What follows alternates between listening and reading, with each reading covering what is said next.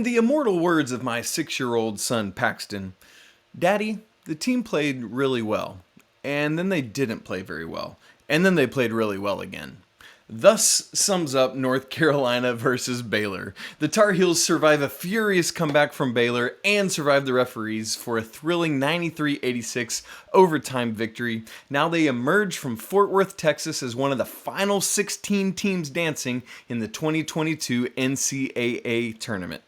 We're going to unpack all of it right here for you on today's episode of Locked On Tar Heels.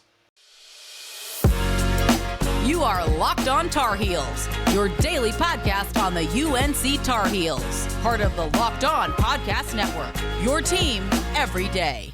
Hey there, it's Monday, March 21st, 2022, and the Tar Heels are in the Sweet 16. Welcome into the Locked On Tar Heels podcast, part of the Locked On Podcast Network. I am your host, as always, Isaac Schade, beat writer for Sports Illustrated's North Carolina site, and it is a joy to be together today. And I want to thank you for making Locked On Tar Heels your first listen every single day. And if you're watching on YouTube, your first watch every single day. We are creeping closer and closer to 500 subscribers. That's the coolest new word I've ever heard. 500 subscribers on the YouTube channel, and would love for you to be part of that if you're not already. And if you're listening on audio formats, please, you can follow us and subscribe wherever you get your podcasts.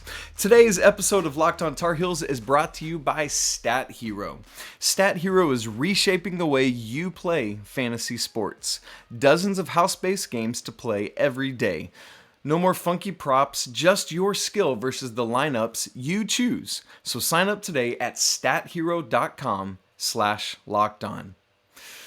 Well, folks, I am back from Fort Worth, and I think I have finally exhaled. It took a couple days, but I think I've caught my breath. In all seriousness, legitimately, that was the most stressful up and down roller coaster train wreck of a game I have ever been part of in a live sporting setting or format. I can't tell you how nuts it was. But you know what? The Tar Heels emerged victorious, and it was awesome. The whole first weekend was awesome. So many great games, so many buzzer beaters, so much terrible officiating across the nation. And we're definitely going to get to that on today's show. Oh yes, believe you me, that's going to happen. So again, Carolina 93-86 victory in overtime. Beat the overall number one seed in the East bracket, the fourth overall seed in the entire tournament, the Baylor Bears, who are also, by the way, the defending national champions. And I'm not joking. My son really said what I said off the top of the cold open about how they played well, then didn't, then played well again. And that's exactly what happened. It was a game in three segments. There was the first 30 minutes, the last 10 minutes of regulation, and then overtime, those 5 minutes. So that was the three portions of the game. But here's what I want to start off by talking about today, first thing of the week here on Locked On Tar Heels. You know what the Tar Heels were, not just Thursday against Marquette, but Saturday, all 45 minutes long? They were freaking tough. Those dudes were awesome. I want to go take us back to December. Carolina has just gotten blown out by Kentucky, and Coach Davis said this: I've talked to them, the team, a number of times about what you're required to do is show up every job and do the job to the best of your ability. I don't understand not having the toughness and will and want to play as hard as you can. And then he went on to say, I told Coach Calipari that I appreciate this. I told him he's put us in a position where we're either going to sink or swim. It puts us in a humble position to move forward and be the team we want to be. And here's why I bring that back up. Coach Davis was questioning his team's toughness, and he wanted to see that from them. And for a lot of this season, there's been some sink and there's been some swim. But here's what I'm seeing now on a consistent basis from this group of Tar Heels. They know who they are, and they are swimming every day, every game, and it's great to see. legitimately, if you don't think this team has fight or toughness after what we witnessed this weekend in both of those games, then you and I have not been watching the same games, not watching the same North Carolina Tar Heels team. These guys have grit. They're banded together and they're going. So slowly but surely, over the course of this season, they have come together to inhabit exactly what it was that Coach Davis was looking for, that he talked about after the Kentucky game. And I would say that toughness has not been seen this full season in more full relief than it was in Dickies Arena.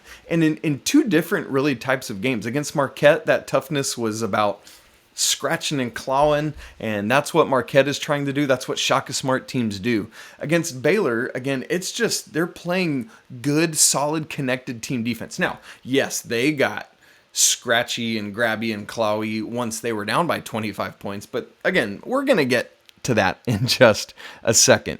And so the result of all of that hard work, all of trying to get to what Coach Davis has been looking for, it's only them and 15 other teams in D1 that are left because they have bought in and done this. I love what I saw somebody say this weekend in some kind of forum. I don't specifically remember where it was, but they said this: I love that our guys fight without getting into a fight. And what a perfect difference that is to pull out. There's no need to be just getting into scraps and scrapes with other teams. You can be in a fight without fighting, and I love that distinction. On Friday's show, I talked about how tough the Heels had been against Marquette and how they were going to have to do a whole different level of that against Baylor on Saturday. And I thought I knew what I was saying at the time, but it jumped even more exponentially than I thought it was going to have to be. This was the toughest expression of who they are all season one. Think about everything that was going against Carolina in this game. Let me just unpack a few of these things. They're 91 miles away from the Farrell Center. Dickies Arena is 91 miles away from the Farrell Center, which is where Baylor plays their home basketball games. They're an hour and a half from home. Yeah, pro crowd. Manek, Mr. Brady Manek, the hottest scorer on the team, has been ejected. Caleb Love fouls out. It's a team that already lacks depth, so they're down 2 of the Iron 5. They're playing the defending national champs, again, essentially in a road game for Carolina.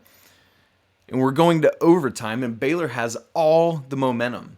I have no problem admitting, I said to all the people around me, if this game goes to overtime, Carolina's done. It felt that way, and given all of this context, I really didn't think they had a shot. And to tack onto that even more, had Carolina lost, it would have been the biggest comeback by an opponent in Carolina history in terms of how far down the opponent was and coming back to win. Previous to this game, the biggest comeback against a Carolina team was 24 points by Florida State many years ago. The biggest second half comeback is 22 points. And so Carolina was up by 25 with 10 minutes to go. And so that would have broken both of those records. But you know what they were? They were tough. And despite all this adversity and everything against them, they fought back.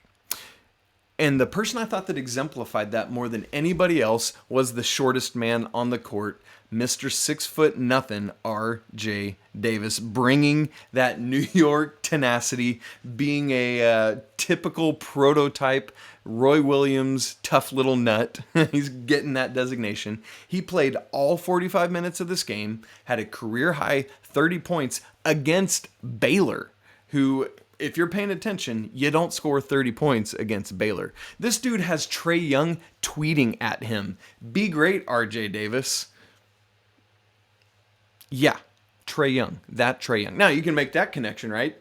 Brady Manek played with Trae Young that one year. He's watching in on his homie, Brady Manek, and it's the only game going, so he wants to see it. On Thursday against Marquette, it was Caleb Love that got Carolina rolling, but in this game, it was RJ Davis. Things looked iffy out of the gate. Baylor scores the first bucket. Caleb Love, live ball turnover, goes the other way for a dunk. 4-0 Baylor. Eventually, Carolina gets into this late shot clock situation, down 4-0, and RJ Davis has to hoist a 3 from the wing with about 2 seconds left on the shot clock. It drops. Carolina's down 4-3, but that gets the team rolling. He goes on a personal 8-0 run, RJ Davis does.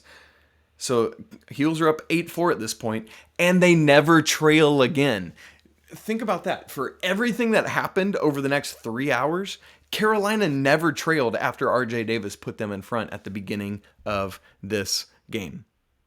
The dude is tough, and he exemplifies what the rest of the team is now doing. So, by the way, you watch what RJ Davis did this weekend?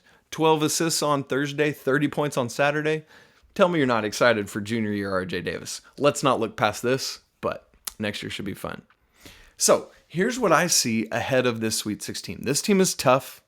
This team is bought in, and this team is playing great basketball. We're going to talk more specifically about the game in just a minute, including my shady stat of the game. But first, I want to tell you about Stat Hero. Stat Hero's NCAA single game pick'em pits the star players against each other in an amazing hybrid between fantasy and sports gambling. So take control back from those handicappers that always seem to have the advantage. Start focusing instead on the players you know best with a gameplay that doesn't rely on big spreads or long odds. Stat Hero gives you the advantage, resulting in their gamers winning 4 times more often. Why? Because Stat Hero eliminates all the mystery about who or what you're playing. They have all these set lineups, you choose your lineup, and boom, in a couple minutes you're ready to go head to head. And so this is what daily fantasy is ultimately meant to be. So here's what you can do. Sign up for free right now at stathero.com/lockedon. And if you use promo code LOCKEDON, you're going to get a 100% deposit match. Again, that's stathero.com/lockedon. And if you use promo code LOCKEDON, you'll get a 100% deposit match. Terms and conditions apply. I also want to talk to you about Built Bar, which are these great candy bar replacements covered in 100% real chocolate. Some of the great flavors for this include mint brownie, coconut, coconut almond, and new right now coming out white chocolate shamrock. That sounds awesome. All these bars are delicious, and Built Bar's coming out with new flavors all the time. And at Built Bar, they are all about the taste. Yeah, they're going to go back and make sure it's healthy for you as well, but they always pull it off and always bring both of those things together. A typical candy bar will ring in somewhere between 200 to 300 calories, but Built Bars have around just 130. So go to Built.com and scroll down to the macros chart and see how great these numbers are. In addition to those 130 calories, just 4 grams of sugar, 4 net carbs, and 17 grams of protein.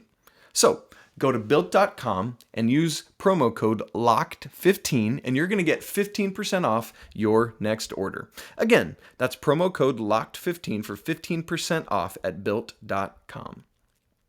Well, let's get back into the weeds of the game. And if you're watching this on YouTube, would love for you to please go and subscribe. Just while you're watching, just hit that button real quick. We're getting so close to 500 subscribers and just want to make that push during this NCAA tournament. Let's get there.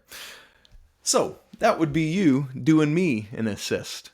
I'm about to make a dad joke. Brace yourselves. You know who else was dropping assists for Carolina on Saturday? Everybody, man. And it's not just Saturday, this whole weekend. So Carolina on Thursday against Marquette, just as a reminder, assisted on 29 of their 34 made baskets. That's 85.3%.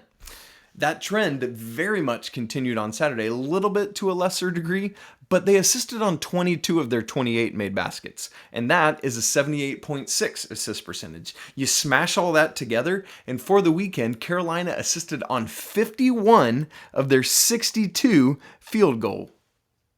That's 82.3%. Carolina made 62 field goals, 62 buckets from the field, and assisted on 82.3% of them. For reference, during the whole rest of the season, the first 33 games, they had assisted on 53.6 of their made field goals. So they jumped almost 30 percentage points in how many field goals they were assisting on percentage-wise. And to talk specifically about 2 players who really jumped up, both Leaky and RJ Davis had their highest 2-game combined number of assists. So for Leaky, he had 14 assists this weekend, highest 2-game combination of assists for him. For RJ Davis, he had 18. 18 assists combined in these 2 games. And so that willingness to share is what's really going to make Carolina dangerous as long as they're in this tournament. So look out, UCLA, they're coming. Next thing I want to look at, somebody that really stepped in. Obviously, we already talked about how Brady unfortunately got ejected. Caleb Love fouls out. And you know who stepped in and did a great job is Dontrez Styles. Now, because I want to praise him, let me say just the one negative thing first. He had a couple freshman mistakes and turnovers. It's going to happen. But ultimately, those were mitigated by all the good he did. And before we even talk numbers, here's what I love about what Dontrez Styles brings when he comes into a game. This dude is not scared to get his nose in there, show his athleticism, and do work. And precisely because of that athleticism and that fearlessness is why Coach Davis has him in the game. Now, I haven't asked Coach Davis that, but it's clear in a game against Baylor with all this athleticism, what do you need? You need to match that with somebody who can do so, and that's Dontrez Styles. If you're paying attention to the substitution patterns, you've heard me say that I can't figure out Coach's substitution patterns. Well, you know what he did consistently this weekend? Against Marquette and against Baylor, first substitute in the game is Dontrez Styles. I want to highlight 2 specific things he did. Overtime. Everything seems to be going Baylor's way. Carolina seems lost. I already talked about it. I thought Carolina was done. Dontrez Styles steps to the corner right across from the benches on opposite side of the court, and he drains a 3 for the first points of overtime for either team. Do you know how many threes Dontrez Styles had hit in his Carolina career so far before that? 2. That was his 3rd career 3-pointer, and he nails it in the round of 32 in a road game, essentially, in the NCAA Tournament against the defending national champions. Like, I just want to keep reminding us of all that context. That's what my man Dontrez is doing. And then the other thing I want to point out that he did is there was a play where went up, had what looked like a layup miss. It was contested, and Baylor grabbed the rebound, started going the other way. Homeboy Styles picks the Baylor player's pocket, turns right back around and lays it up for 2. Those are the kind of plays that is going to keep him getting more and more and more minutes in these basketball games. And so when you look at how many he played, again, there's 45 total minutes, but he played just shy of 25 of those in this game. Way to go, Dontrez Styles, excuse me. There we go.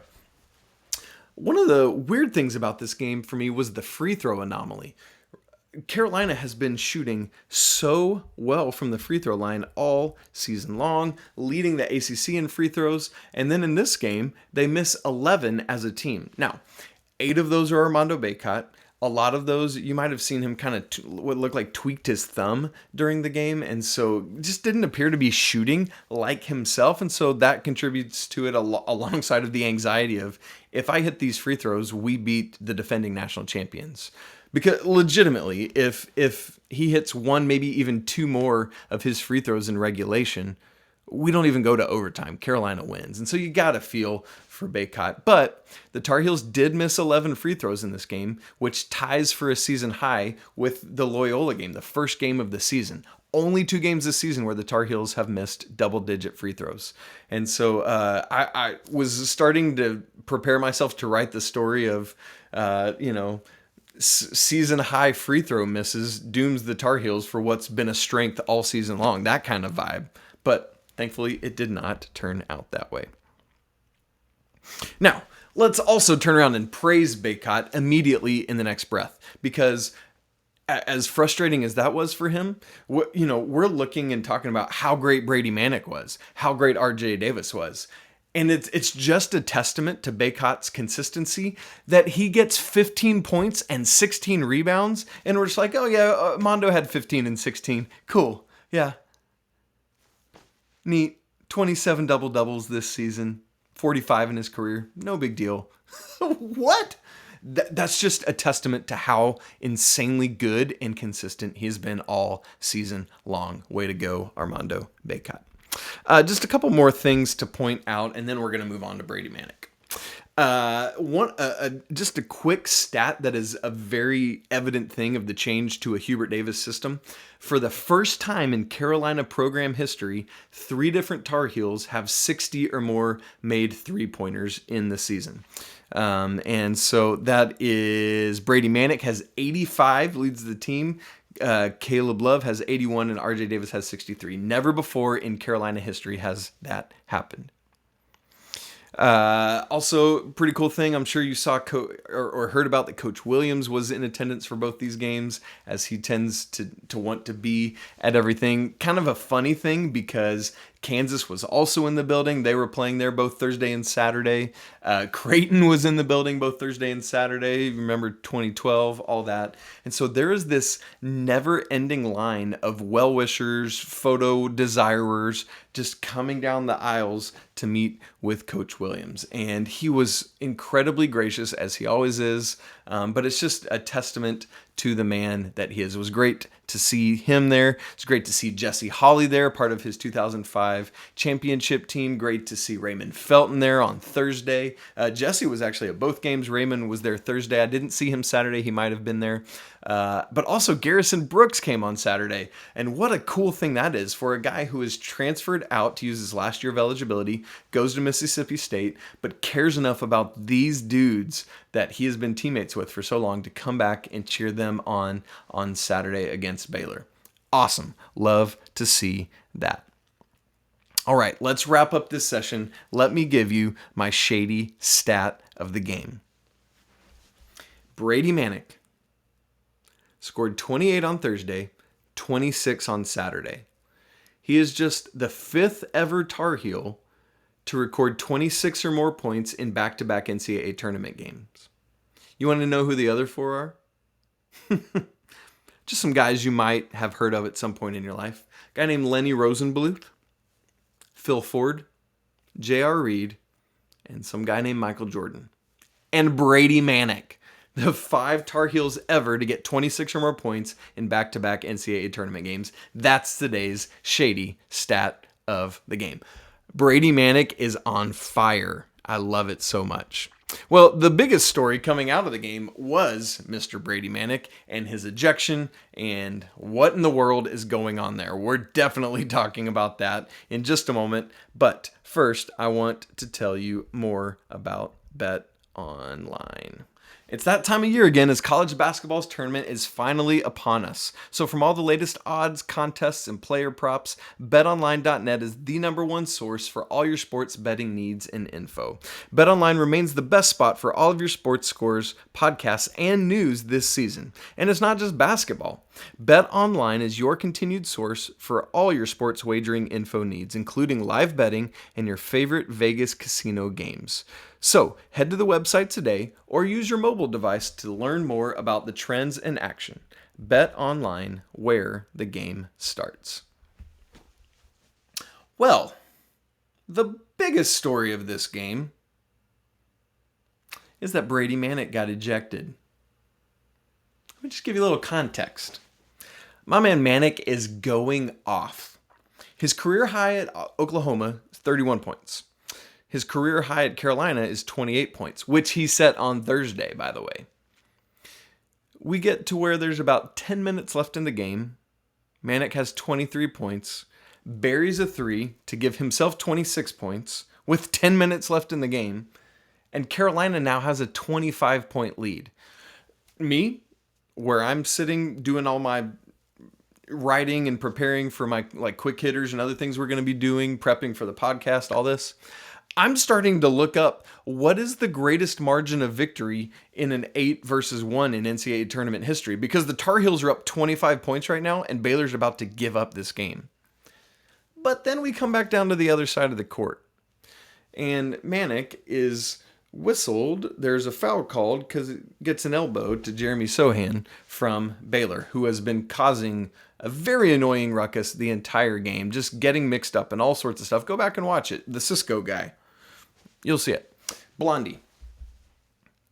Officials go to the monitor, review it, and decide. It looks like a clear flagrant one when we first see it. All right, sure, Baylor's going to get some free throws. Manek will get a personal foul. Baylor will get the ball, and we'll move on. We're up 25. There's 10 minutes left. Just hold on. It'll be fine. Well, the officials determined that this is in fact a flagrant 2 because by the definition of the rule flagrant 2, there's some things about using your arms as a pendulum and with the contact to the head and all of that stuff. And so because of that, Brady Manek is assessed a flagrant 2, which means ejection. Did you see that play that happened? I get that by the letter of the law, you might be able to eject somebody for that. But if that's what you're ejecting Brady Manek for, wow. Okay, great, cool. So what about all these other things that are happening in this game and in all these other games around the country that are far more egregious? Here's the problem. If that's the letter of the law, that is worthy of Brady Manek being ejected from a round of 32 game in the NCAA tournament when he's probably about to drop 40 points, then the rule is wrong. The rule needs to be rewritten with different interpretation, different definition, because it sounds like there's no room for the referee to allow for intent, right? Because if you watch that play or watch the context around that play, Manek's not the instigator of what's going on in this game. It's Sohan from Baylor. He's the one doing all that. Sure, Manek deserves a foul there. But an ejection, there is not intent there to harm or to do ill intent that would warrant an ejection or a flagrant 2. It's typically plainly obvious when a player is meaning to cause harm that is not a legit basketball play. Here's what I think happened. The refs lost control of this game. As Baylor got down by so much, they're just doing anything they can to get back in. And so they just start calling all this stuff to try to rein control back in, which means, hey, let's eject Brady Manek. Instead, let me remind you, Carolina was in the bonus in like the first 5 minutes of the second half and hadn't committed hardly any fouls themselves. But then they start getting whistled for everything. You can't try to take control back of the game, refs, by kicking out Brady Manek for something that, okay, sure, it's maybe defensible in some legalistic way, sure. You don't kick Brady Manek out of this game for that offense. Here, let this sink in. Over the course of this entire game, the teams made 56 baskets, and the teams were whistled for 53 fouls. Like, that is not a thing that should be happening. Not to mention, this ejection changed the tenor of the entire game. Carolina, as you know, as I just said, had a 25-point lead at that point, and everything was going their way. Baylor was ready to give up in like 1 or 2 minutes. It was over. We're talking like starting to empty the benches already. And here's the other thing about this ejection. Yes, they said flagrant 2 in the arena, but many of us didn't even realize Manek was out of the game. It was a couple minutes later, and we're like, where's Brady? I haven't seen him in the game in a little bit. Oh, he got ejected, huh? Cool, neat, refs. I'm going to make a not so bold statement here. If Brady Manek isn't ejected, Carolina runs away with this game. You know, maybe it gets down back into the teens, but it's definitely double digits. There's no stress. Nothing ever happens. But the refs inserted themselves into the game in the way they didn't need to. And look at all that it led to. Sure, great. Now Carolina has this great historical victory, but it didn't need it. Referees do a better job. That's all I'm going to say. We're going to leave it there. Now, it would have been great if Carolina had won handily in regulation, but they didn't. But here's something cool that's kind of come out of it. So later on Saturday, was just thinking on Brady, and not that he was sad or struggling, but I was like, you know what? If I'm a competitor, if I'm an athlete, I'm feeling kind of down on myself that I wasn't out there with my teammates. I wasn't out there with my brothers. Not that I like let them down or did anything wrong, but it's like, man, I wanted to be out there. Man, I wanted to be competing.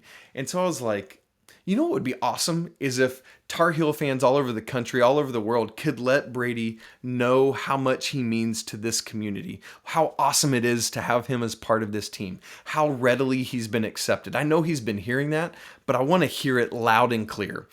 And so I tweeted something with this hashtag Tar Heels for Brady and just asked people, hey, if you got a second tonight or sometime this weekend, send Brady Manek a message and tag it with hashtag Tar Heels for Brady. That way it groups them all together and he can see those and just be like, holy smokes, there is love from this community. And boy, let me tell you, that hashtag is going wild. So I want to encourage you too, if you haven't had a chance to do that yet, hop on and send Brady a message, use the hashtag Tar Heels for Brady, and let's show Brady Manek how much the Tar Heels family loves him.